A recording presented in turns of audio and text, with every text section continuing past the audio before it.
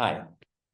ഇന്ന് നമ്മൾ പഠിക്കാനായിട്ട് പോകുന്നത് ദാറ്റ് എന്ന പദത്തിനെ കുറിച്ചാണ്. അതായത് അതിൻ്റെ അർത്ഥം അത്. അതായത് അകലെ ഇരിക്കുന്ന ഒരു വസ്തുവിനെ പ്രസന്റ് ചെയ്യാനായിട്ട്, അത് ഇന്നതാണ് എന്ന് പ്രസ്താവിക്കാനായിട്ട് ഉപയോഗിക്കുന്ന ഒരു പദമാണ് that.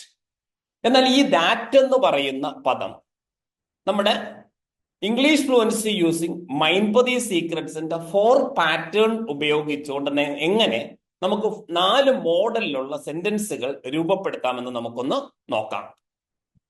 That is A book.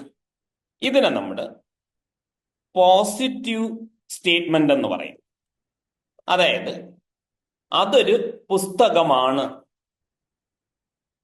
അടുത്ത് ഈസ് ദാറ്റ് എ ബുക്ക് എന്ന് പറയുമ്പോഴേക്കും അതൊരു പോസിറ്റീവ് ക്വസ്റ്റ്യൻ ആയി മാറുന്നു.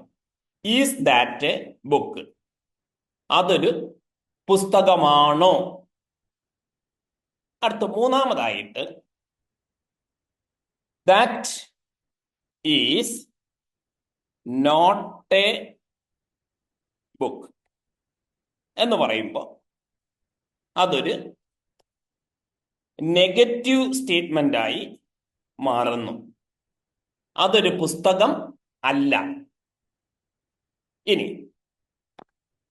ഈസിന്റ്